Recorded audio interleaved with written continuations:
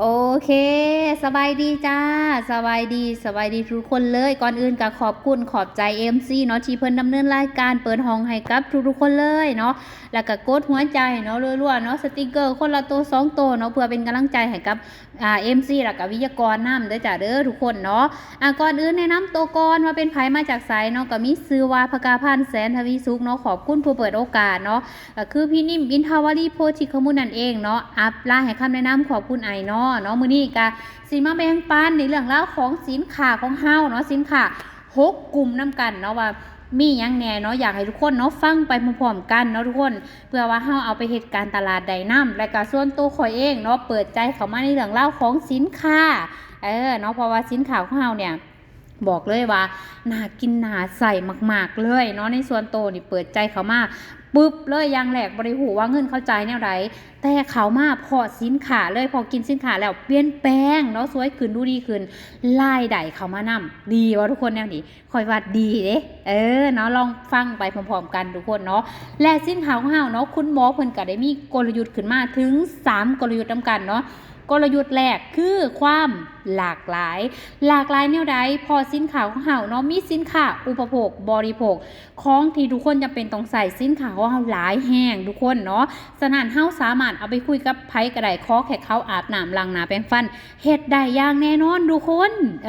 เนาะทุกคนเนาะคือบอกไปเลยสินค้าของเฮาบ่ได้มีแค่อาหารเสริมอย่างเดียวเฮ็ดง่ายเนาะ2เลยก็คือหยังทุกคนกลยุทธ์ที่2คือนวัตกรรมจับกลุ่มเนาะนวัตกรรมนำกระแสเฮ็ดให้สินค้าของซอสเซมอลเฮาเนี่ยทันยุคทันสมัยโบตกเทรนเนาะเขาเอิ้นว่าที่อื่นกำลังจะผลิตเฮาเนี่ยผลิตออกมาทุกๆ2เดือนและ4เดือนเลยทีเดียวนะและก็ยังเซ็นยังทุกคนยังเซ็นที่อื่นบ่มีจำหน่ายนี่คือ SOD นะถ้าเขาเนาะอยู่หม้องอื่นบ่มีจำหน่ายถ้าลูกค้ากินนิสัยดีแล้วเขาก็ต้องกลับมาซื้อซ้ำที่เฮาแม่นบ่พอที่อื่นบ่มีจำหน่ายฉะนั้นลูกเขาเอิ้นว่าคุณหมอเนี่ยเพิ่นได้ล็อกลูกค้าไว้ให้เฮาเป็นที่เรียบร้อยแล้วดีบ่ทุกคนดีแฮงเนาะมื้อนี้เนาะแล้วก็กลยุทธ์ที่3กลยุทธ์ที่3คืออีหยังทุกคนคือคุ้มค่าเงินมื้อนี้เงินทองหายากบ่ทุกคนหายากเนาะก่อนสิเฮาสิหยิบจับจ่ายหยังเนี่ยต้องคิดแล้วคิดอีกถ้ามันบ่คุ้มค่าเงินโตข้อยคนนึงเนี่ยบ่อยากจ่ายไปเด้เนาะบ่ได้ขี้งกนะทุกคนเนาะแต่ว่าคันมันบ่คุ้มค่าเงินเฮาก็บ่อยากจ่ายแม่นบ่แต่ของเฮานี่คุ้มค่าเงินอย่างแน่นอนและสิ่งสำคัญเนี่ยสินค้าของเฮาใส่ไปเนาะทุกคนเนาะเห็นผลอย่างชัดเจนและก็เกิดว่าปลอดภัยนะกินเข้าไปแล้วก็เห็นผลและสิ่งสำคัญเลยคือเฮามีเจ้าของเป็นคุณหมอจุดเด่นเลยนะทุกคนเนาะจุดเด่นคือเฮามีเจ้าของเป็นคุณหมอคำว่าหมอนี่แน่นอนว่าผู้ใดก็ให้ความนับถือเนาะทุกคนเนาะแล้วก็สินค้าหรือว่าพวกประเภทอาหารเสริมนี่ยิ่งอยู่ภายใต้การดูแลควบคุมโดยคุณหมอแล้วเฮายิ่งมั่นใจเลยเนาะเพิ่นก็ยังคัดสรรวัตถุดิบจากธรรมชาติทั่วโลกมาไหวใส่ในผลิตภัณฑ์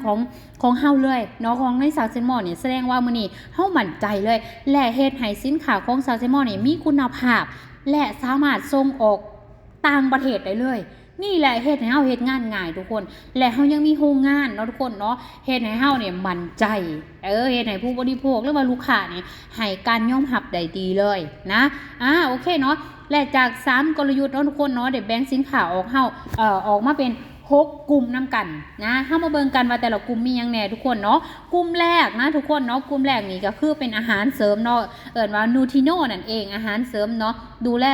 จากภายในสู่ภายนอกเพิ่นว่าเนาะแล้วก็ในกลุ่มนี้แน่นอนว่าถ้าเฮาเลือกได้นะทุกคนเนาะเขาเอิ้นว่าในระหว่างที่เฮาบำรุงแล้วก็บำบัดนี่ทุกคนสิเลือกหยังให้เลือกเนาะทุกคนแน่นอนเนาะทุกคนเนาะถ้าว่าให้เลือกผู้ใดก็อยากที่จะอีหยังทุกคนบำรุงเนาะถ้าว่าบำบัดนี่นอนป่วยติดเตียงเนาะมีเงินเนาะก็ป่วยปัวกันหั่นแหละบ่หวันบ่ไหวเลยทุกคนเนาะมีเงินเท่าใดก็ต้องเสียกันแล้วก็เสียเวลาอีกนั่นแหละทุกคนแต่ว่ามื้อนี้เฮาเลือกที่จะบำรุงใส่เงินแค่หลักร้อยหลักพันด้วยสินค้าของซาซิโม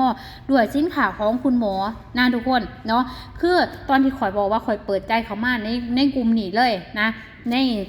สินค้ากลุ่มแรกเลยนั่นก็คืออาหารเสริมนี่แหละทุกคนเฮ็ดให้ก้อยกินเข้าไปแล้วก็เปลี่ยนแปลงหลายอย่างเนาะอย่างเช่นหยังเนาะสินค้าที่กำมาซื้อซ้ำเลยเนาะก่อนสิเฮาสิกินหยังก็แล้วแต่ทุกคนให้เฮากินไฟโตวีก่อนไฟโตวีเนาะดีท็อกลำไส้ทุกคนเนาะดีท็อกของเสียออกจากลำไส้ซะก่อนเนาะสิเฮากินหยังก็แล้วแต่ที่มันมักหมม ที่เฮากินแล้วเฮารู้สึกว่าเฮาอึดอัดเนาะบางคนก็เกินว่าทายยากเนาะหรือว่าท้องอืดอีหยังหลายๆอย่างเลยฉะนั้นไอ้เฮาเนี่ย เป็นคนหนึ่งที่ล้างลำไส้ออกก่อนนะล้างสิ่งสกปรกออกจากลำไส้ก่อนเนาะทุกคนเนาะแล้วถ้าสิกินอาหารเสริมตัวใดมันก็จะเห็นผลน้อยอยากให้เฮาเนี่ยล้างลำไส้ก่อนเนาะไฟตวีของเฮา8 ถึง 12 ชั่วโมงเนาะทุกคนมันจะเห็นผลเลยนะก็จะมีสีเขียวกับสีม่วงทุกคนเนาะก็ลองจัดเลยผู้หญิงผู้ชายก็กินได้คือกันเนาะทุกคนเนาะแล้วก็อีกรายการนึงเนาะที่ก็มาซื้อซ้ำเนาะก็จะเป็น SOD หม้อคือจังข่อยบอกไปเบื้องต้นเลยเนาะทุกคนเนาะพอ SOD หม้อของเฮาเนาะผลิตจากผักผลไม้ทุกคนเนาะ125ชนิดเลยทีเดียว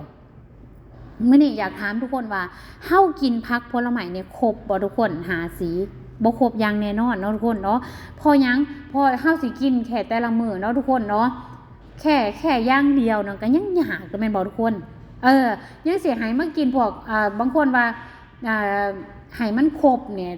บ่ครบอย่างแน่นอนเฮาเซตจังได๋สิให้มันครบซะนะเฮาก็กิน SOD หม้อเนาะวันละเป็กก่อนนอนทุกคนฮู้บ่ว่า SOD หม้อเนี่ยเพิ่นจะเข้าไปเนาะฟื้นฟูเซลล์ที่มันเสื่อมทุกคนเซลล์ที่มันเสื่อมให้กลายเป็นเซลล์สดทุกคนนอกจากว่าให้มันดูดีจากภายในสู่ภายนอกของเฮาเนาะภายในมันดีแล้วภายนอกของเฮามันก็จะดูดีเนาะเดี๋ยวดูเด็กนำนะ SOD ของเฮาเนาะให้กินต่อเนื่องบอกเลยว่าดูเด็กดูหนุ่มอย่างแน่นอนเนาะถ้าเฮามีคนที่เขาว่าผู้สูงอายุเนาะหรือว่ามีลุงป๋าพ่อแม่เฮาเนาะเฮาก็สามารถที่จะซื้อให้เขากินได้เนาะทุกคนบางคนบอกว่าห่างกายเขาอาจจะแบบว่าว่าหยังกินเขาบ่แซ่บบ่หรือว่านอนบ่หลับนั่นนี่เนาะกิน SOD เลยทุกคนเนาะ SOD ของเฮาเนี่ยซอยให้รับดีรับลึกเลยกินเขาแซ่บบางคนอยากเพิ่มน้ำหนักก็ได้เลยทุกคนเนาะก็บอกว่า SOD ยังสามารถยอดไวสลาได้ว่าจากอายุเนาะ35ทุกคนเนาะเหลือเท่าไรทุกคนบางคนว่าเศร้าๆต้นๆเนาะ10ต้นๆก็ยังมีเลยเนาะสนั่นทุกคนจัดเลยวันหลับไปก่อนนอนเนาะแล้วก็อาจจะมีสินค้าหลายรายการเลยจะยกเป็นบางรายการเนาะโอเคจ้าเนาะกลุ่มที่2เลยเนาะทุกคนเนาะมากลุ่มที่2ก็จะเป็นบอดี้เชียร์นะของใส่ส่วนโตชีวิตประจำวันของเฮาเนาะเป็นสินค้าแค่ราคาหลักร้อย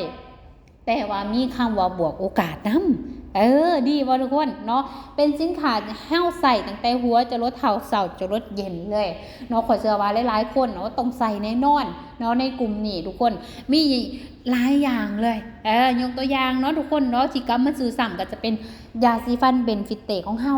ยาสีฟันเบนฟิตเตของเฮาต้องบอกเลยว่าลดอาการเหงือกบวมเนาะเหงือกบวมฟันแถบฟันน้ำนมสามารถใส่ได้เลยบอกเลยว่าใส่ได้เนาะแต่ว่ามันสิมีสูตรเย็นน้ำเนี่ยทุกคนเนาะสูตรเย็นเนาะกะเด็กหน่อยใส่บ่ได้เนาะบอกเลยว่าใส่ได้ดีเนาะแล้วก็ผู้ใดที่มีว่าฟันเหลืองเนี่ยบอกเลยว่าใส่ยาสีฟันของเฮานี่จะติดใจเลยมันจะออกมันจะเฮ็ดให้ฟันของเฮาขาวแล้วก็เวลาเฮายิ้มมันก็จะมีความมั่นใจเนาะทุกคนเนาะก็จัดเลยเนาะแล้วก็อีกอย่างอีกทุกคนเนาะสิกลับมาซื้อซ้ำเนาะก็จะเป็นเจลวานเจลวานเอสเฟล่าของเฮาเนาะนี่ก็บอกเลยว่าใส่ได้ตั้งแต่เทิงลงลุ่มเนาะทุกคนเนาะตั้งแต่หัวจนเท้าคือกันนั่นแหละทุกคนเนาะแบบใส่ได้แต่เบิดเล็กหน่อยก็ใส่ได้นำเด้นะลดสิวผู้ใดที่เป็นสิวหรือว่าแผลง่ายเนาะหรือว่าพื้นคันตามโตใส่ได้เจลวานของเฮานี่บอกเลยว่าสุดยอดเลยข่อยคนนึงเนาะเข้ามาแล้วก็ใส่ตลอดทุกคนนะบ่มีวันเปลี่ยนเลยนะเนาะเจลหวานของเฮาถ้าก่อนแต่งหน้าก่อนลงบีก็ได้นะสนั่นเนาะจัดเลยทุกคนนะแล้วก็ยังมีสินค้าอีกหลายๆรายการทุกคนว่าจะเป็นอีหยังโดยในกลุ่มนี้ก็จะมีพวกโลออนเนาะหรือว่าแชมพูเนาะอยากให้เฮาเนี่ยลองเบิ่งเนาะว่าเฮาเนี่ยจำเป็นแบบใดจำเป็นนะเพราะว่ามันเป็นสินค้าที่มันเป็นเขาเอิ้นว่าคุ้มทรัพย์ภายในบ้านเลยนะมันเป็นของแบบเล็กๆน้อยๆบางคนอาจจะแนมเขาเอิ้นว่ามองขามเนาะแต่ว่าเงินนะทุกคนฉะนั้นเนาะค่อยๆเปลี่ยนเอาเนาะเนาะในกลุ่มนี้ อ่ะกลุ่มต่อไปข่อยเสือว่าหลายๆคนก็เปิดใจข่อยเข้ามาก็เปิดใจคือกันเพราะว่ามันเป็นสินค้าที่สำหรับผู้หญิงผู้หญิงเฮาเลยเนาะเป็นกลุ่มที่3คือ S Mone นั่นเองเนาะในกลุ่มนี้ก็ต้องบอกเลยว่าคุณหมอของเฮาเนี่ยถนัดมากๆพอเพิ่นมีคลินิกเสริมความงามถึง8สาขาชื่อว่าสกาวคลินิกนั่นเองเนาะในกลุ่มนี้บอกเลยว่าเป็นสินค้าที่สาวๆหนุ่มๆก็ใส่ได้เนาะนะเขาเอ่นว่าบ่สวยบ่หล่อนี่บ่กล้าออกจากบ้านแน่นอนนะในกลุ่มนี้มีครีมรองพื้นเนาะมีหลายเฉดสีอีกเด้ทุกคนนะจัดเลยเนาะแล้วก็อีกอย่างอีกทุกคนเนาะเป็นโฟมล้างหน้าก็มีแล้วก็เป็นไวท์เทนนิ่งครีมเนาะกาเขาเอ่นว่าผู้ใดที่มีตีนกาเนาะตีนกาอยู่บนใบหน้าหรือว่าสิวฟ้าหรือว่าผิวแพ้ง่ายจุดด่างดำเนาะใส่ได้เลยเนาะมีอย่างหลายๆอย่างที่เหมาะกับเฮาเลยเนาะในกลุ่มนี้แล้วก็เป็นครีมพองผื่นเพิ่นนี่ขอยกับมักเลยทุกคนเนาะครีมพองผื่นก็ได้ใส่แล้วแป้งตลับก็ได้ใส่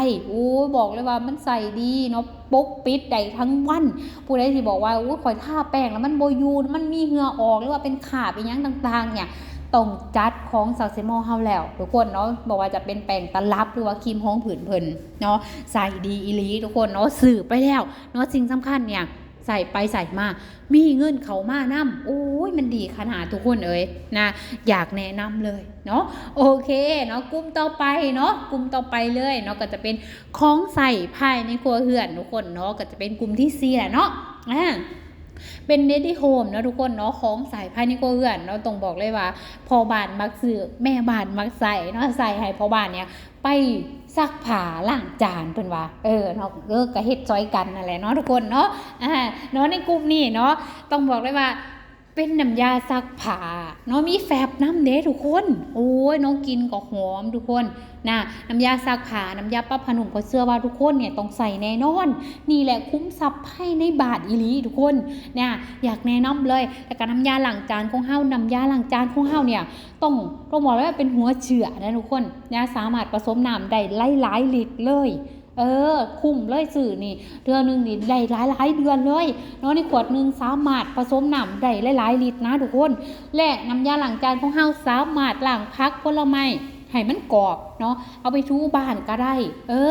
ไปอาบน้ำให้น้องม้าน้องแมวเนาะทุกคนเนาะได้เบิดเลยเสร็จกระจกล้างรถจังซี่ทุกคนเนาะบางคนบอกว่า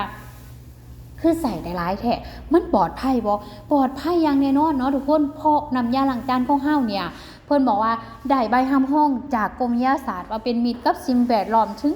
94%เลยทีเดียวเนาะแต่ก็บ่แนะนำให้กินนะทุกคนเนาะบอกเลยว่ามันปลอดภัยแห้งนะน้ำยาล้างจานของเฮาบอกเลยแนะนำเลยอยากให้ลองใส่แล้วมันบ่คือเหินว่ามันปลอดภัยเวลาเราล้างถ้วยล้างจานเนาะก็อยากให้ลองใส่เบิ่งนะทุกคนที่หลงหักเลยเนาะในกลุ่มนี้เนาะโอเคเนาะกลุ่มต่อไปเนาะทุกคนเนาะก็จะเป็นกลุ่มที่หาเลยเด้เอิ้นว่า going more เนาะทุกคนเนาะภาษาบ้านเฮาเอิ้นว่าปุ๋ยเห็นบ่ทุกคนปุ๋ยนะปุ๋ยของเฮาตอนนี้มี6ที่อ่ะเด้นะแล้วก็อีกอย่างนึงเนาะทุกคนเนาะให้เฮาลองคิดเบิ่งว่ามื้อนี้บางคนอาจจะบ่กินอาหารเสริมบ่แต่งหน้าแต่เฮาก็ยังมีพี่น้องเนาะพ่อแม่เนาะที่แบบว่าเพิ่นเฮ็ดไฮไซน่าเนาะทุกคนเนาะเกษตรกรบ้านเฮาเนาะหลายเลยเนาะบ่ว่าจะเป็นทางพี่น้อง AEC ของเฮาเนาะเมียนมากัมพูชาลาวเฮาเองเนาะก็ต้องใส่มันบ่ทุกคนต้องเฮ็ดไฮไซน่าต้องเฮ็ดสวนต้องเฮ็ดให้แม่นบ่ทุกคนปลูกกาแฟบ่หรือว่าบางคนเฮ็ดหน้าปีหน้าปังหน้าแซงแม่นบ่ทุกคนเนาะฉะนั้นจำเป็นมากๆเลยเฮาไปเฮ็ดการตลาดหม้องนี้และต้องบอกเลยว่าเฮามีรูปภาพหลายๆอย่างที่จากผู้ที่แบบว่าเขาเอิ้นมาใส่เนาะจากลูกค้าที่เพิ่นกลับมาซื้อซ้ำเนาะยกลังหลายๆลังเลยแล้วก็อัพไลน์ของเฮาเนาะหลายๆคนเนาะผู้นำเพิ่นก็ลงไปซอยให้คำแนะนำได้เลยหม่องนี้เนาะหรือว่าอาจจะทางใดอยากให้เฮาไปให้ข้อมูลเนาะก็ติดต่อหาคนที่ส่วนมากก็ได้คือกันทุกคนเนาะในหม่องนี้และปุ๋ยของเฮามี6ที่นั่นเองเนาะก็จะมีเป็นทานโฟมซอยปรับหน้าดินก่อนทุกคนเนาะดินดีปลูกหยังก็ขึ้นทุกคนเนาะบางคนบอกว่าปลูกหยังบ่ขึ้นเลยเนี่ยมันเป็นหย่อนหยังเนาะมันเป็นที่ดินดินของเฮาอาจจะแบบว่าปลูกหลายปีแล้วบ่เคยปรับบ่เคยบำรุงมันเลยเนาะเฮาก็ใส่เป็นทานโฟมซอยก่อนเนาะทุกคนแล้วก็จะเป็นปุ๋ยสูตรที่1เนาะบำรุงหากใบแข็งแห้งก่อนเนาะทุกคนเนาะเฮ็ดให้ ใบของเฮาหากมันเนี่ยแข็งแห้งก่อนแล้วก็มาใส่สูตรที่2ทุกคนเนาะสูตรที่2เนี่ยเล่งให้หมากรกหมากใหญ่หมากยาวเลยทุกคนเนาะรสชาติเนี่ยก็เขาเอิ้นว่าแซ่บแล้วก็โอ้ยบอกเลยว่าเวลาผู้ใดที่เป็นพ่อค้าแม่ค้าเนี่ยได้กำไรดีเวลาไปขายเนาะทุกคนมีน้ำหนักดีนะทุกคนน้องในมองนี้เนาะอยากให้ลองใส่อยากให้เปิดใจใส่แล้วทุกคนจะติดใจเลยเนาะแล้วก็จะมีเป็น NPK นํเนาะมองนี้เนาะเนี่ยแล้วกับปุ๋ยของเฮาเนาะแล้วก็กลุ่มต่อไปเลยเนาะทุกคนเนาะกลุ่มต่อไปก็จะเป็น Smart Creation เนาะทุกคนเนาะเป็นเพิ่นว่านวัตกรรมทันสมัยตอบโจทย์ไลฟ์สไตล์เนาะทุกคนเนาะในหม่องนี้เนาะก็จะเป็นเครื่องทำน้ำและอะคาเมกของเฮานั่นเองเนาะมื้อนี้เนาะเชื่อว่าหลายๆคนเนี่ยกินน้ำแม่นบ่ทุกคนขาดยังก็ขาดได้เด้แต่ว่ามื้อนึงเฮาต้องกินน้ำเนี่ยหลายๆลิตรเลยเนาะฉะนั้นเนาะให้กินน้ำหลายๆทุกคนดื่มน้ำหลายๆดื่มน้ำหลายๆดีต่อสุขภาพพร้อมจะให้ดีเนี่ยต้องติดเครื่องทำน้ำและเอาคาเมของเฮาไว้ตามบ้านตามเรือนเลยนะถูกบ่ทุกคนว่าเครื่องทำน้ำแหลกของเฮาเนี่ยสามารถผลิตแคลเซียมหรือว่าแมกนีเซียมในร่างกายของคนเฮาต้องการเลยฉะนั้นเนาะอยากให้เฮาเนี่ยติดไว้ทุกคนเนาะกินน้ำสะอาดเนาะทุกคนเนาะเฮ็ดเฮาบ่ป่วยง่ายบ่เจ็บง่ายเนาะทุกคนเนาะติดไว้เลยเพราะว่ามื้อนี้หลายๆคนก็ต้องกินน้ำแล้วมื้อนี้เวลาเฮาเข้าไปน้ำเซเว่นหรือหยังเนี่ยเฮาก็ต้องซื้อน้ำแหล่อยู่แล้วแม่นบ่ทุกคนลิตรนึงตั้งหลายบาทเลยฉะนั้นสิดีกว่าบ่เนาะติดไว้ตามบ้านเนาะตามห้องเฮาเนี่ยคุ้มเลยเนาะทุกคนเนาะอยากให้เฮาเนี่ยลองใส่เบิ่งเนาะนี่ก็คือสินค้าของเฮาทั้ง6กลุ่มเลยนะทุกคนมันมีหลายแฮงแต่นี่คอยยกเป็นบางรายการเท่านั้นเองเนาะทุกคนเนาะอยากรู้ว่ามีสินค้าตัวใดแน่เนี่ยบอกเลยว่าติดต่อคนที่ส่วนมากหรือเข้าไปเบิ่งที่สาขาว่ามันมีหยังแน่เนาะทุกคนแล้วทุกคนจะหูเลยว่าสินค้าของเฮามันดีแห้งเนาะกินไปกินมาแล้วยังได้เงินนำเนาะบอกเลยแนะนำเลยว่ามันดีอีหลีเนาะทุกคนในหม่องนี้เนาะโอเคเนาะมื้อนี้ก็มาแบ่งปันสินค้า6กลุ่มของเฮาเนาะทั้งเบิดเลยเนาะก็เชื่อว่าทุกคนเนาะเอาไปเฮ็ดการตลาดแล้วก็กับทีมงานเนาะเชื่อว่าสำเร็จแน่นอนเนาะมื้อนี้ก็สิมีประมาณนี้เนาะจ้ะเนาะก็ขึ้นใหม่กับ MC ได้เลยจ้า